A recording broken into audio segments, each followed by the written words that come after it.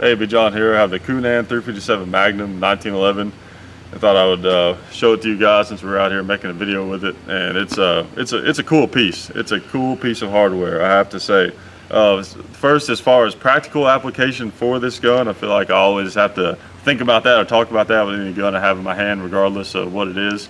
Practically, assuming that it's 100% reliable. That's of course the first thing, and that I don't know about. I've only put I don't know, 20 or 30 rounds down range with this thing so far.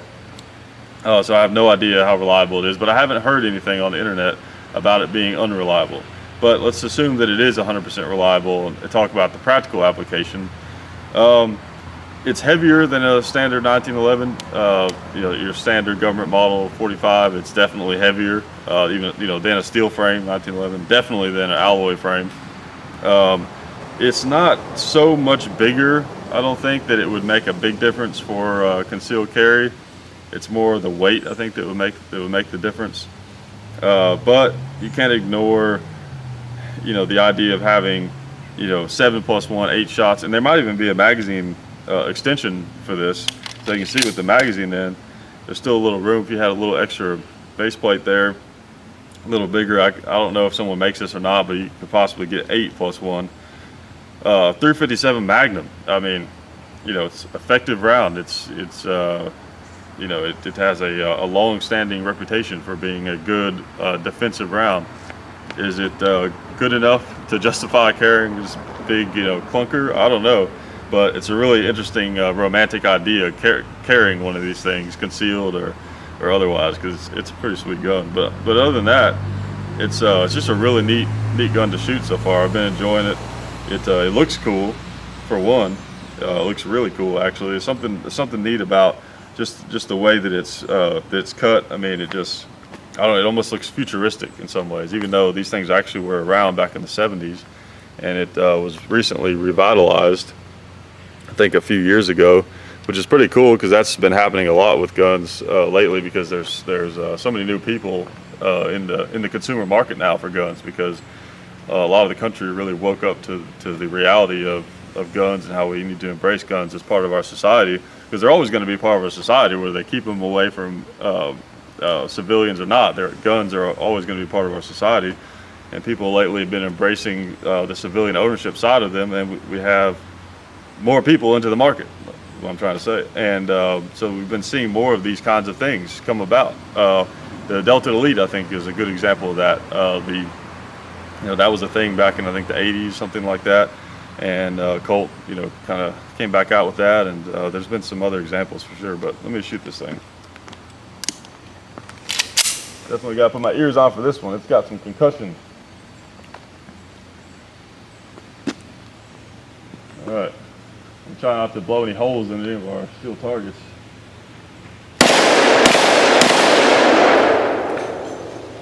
Let's see. I don't want to damage anything. Let's shoot the cowboy.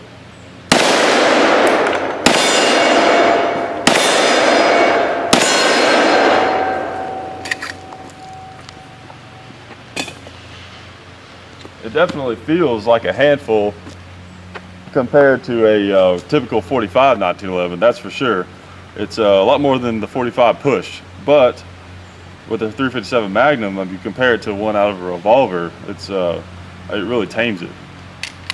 And these are pretty hot rounds.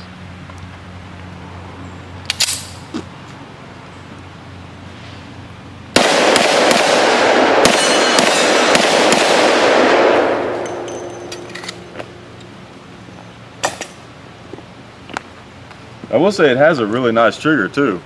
One of the things, the very first time I picked it up, my first thought was when I put my hand on this grip, because it does have a slightly wider grip than a standard 1911. For obvious reasons, just look at a 45 SCP compared to a 357 Magnum. But when I first put my hand on this grip, one of the first things I thought was that trigger is going to feel weird. Something about the length of the grip made me think that the angle of the trigger hit my finger was going to feel awkward. And then as soon as I put my finger on the trigger, I was like, ooh, that's nice. That feels good. And then I looked at it, and then I could see, if you look at the trigger, they've kind of, I don't know, it's curved up a little bit more to counter for that kind of weird situation that you get with the grip being a little bit wider. So it's really cool. They did a great job with the contour of the trigger, the relationship to your hand, and also just the brake is really nice on it. The only thing, the grips, I'm not crazy about. I mean, the wood kind of looks like, you know, the furniture that comes in your college dorm or like a hotel or something like that. It's not great. It's such a classy gun. I would expect them to have like a little bit nicer grips, but that's the kind of thing that can be, you know, easily changed out. But it's got good sights. Just a great looking gun. I'm gonna load these magazines up again. Shoot it some more. Also, while I'm doing this, I appreciate SDI for helping keep us in everything that we need to keep the channel going. With, you know, the main Hickok 45 channel and the Hickok 45 and Son channel, and also the podcast. That's actually a lot more expensive than people realize to keep going. Takes a lot of time, and you know, I don't have time to even do the editing on the videos for the podcast episodes. So I pay a friend of mine who does some video editing to do that.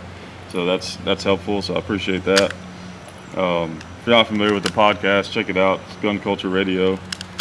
You can get it on iTunes and all that, and also Facebook.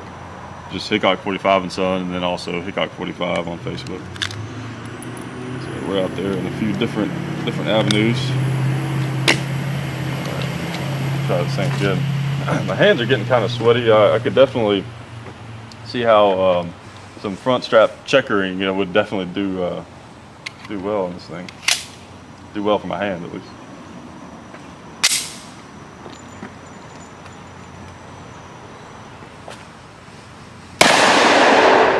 We'll try some over there. Let's see. We'll go for the second hill tombstone. Might get too ambitious. Let's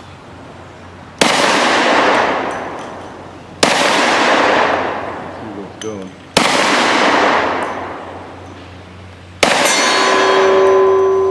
I'm gonna move up to the hanging plate over there.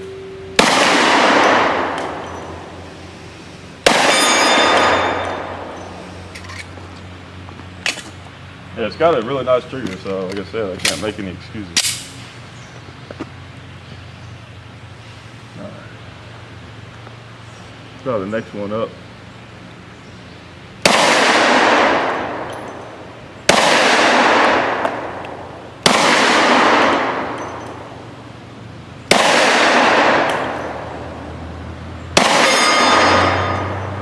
Alright.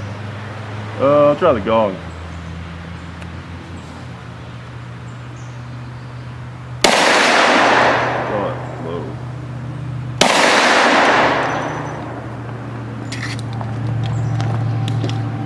Put just a couple more in, see if I can hit it. I have a tendency to want to shoot this thing low for some reason.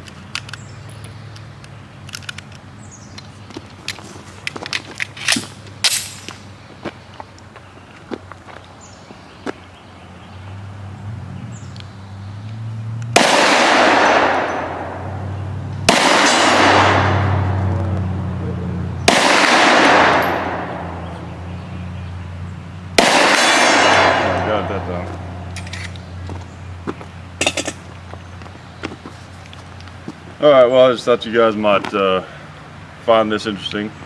It's definitely a cool gun. I mean, it's mostly I would consider this a collector's piece, just something like a range toy. That's a common phrase you hear a lot, and that pretty much applies, I think, to this for the most part. But it's pretty cool. They're not cheap, but I mean, I think they're like $1,300. But considering what this is and the engineering effort it takes to fire a rimmed cartridge out of a semi-automatic pistol, I mean, it's not too off the mark, I don't think. But anyways, appreciate you guys checking out the video, and I'll talk to you later.